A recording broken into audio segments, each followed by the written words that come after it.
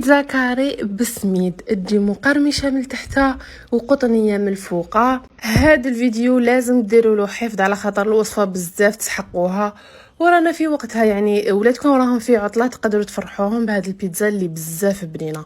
واش نحتاجو؟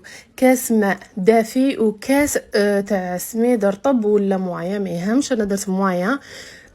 لازم تميكسيوه مليح بالبراميكسور وتخلوها، تزيدوا لها مغرفه خميره تاع العجين ومغرفه سكر وتخلوها ترتاح 10 دقائق.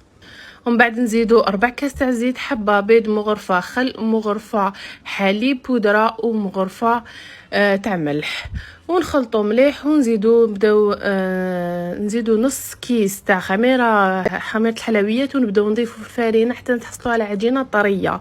نعجنوها مليح واحد 10 دقائق ونخلوها تخمر لمده 45 دقيقه. نجو لهنايا نفتحوها رقيقه. شوفوا العجينه تاع البيتزا ولا تاع المعجنات كي طموهم بالفرينه طموهم طرايه، يعني شويه يتلصقوا باش يجوكم خفاف. كي تفتحوها مليح هكا نديروا لها نكتروا لاصوص طوماط باش تجينا مشمخه، نكتروا وندخلوها طيب، نعاودوا نخرجوها نص طياب، نديروا لها الفرomاج ونعاودوا نكملوا طيابها.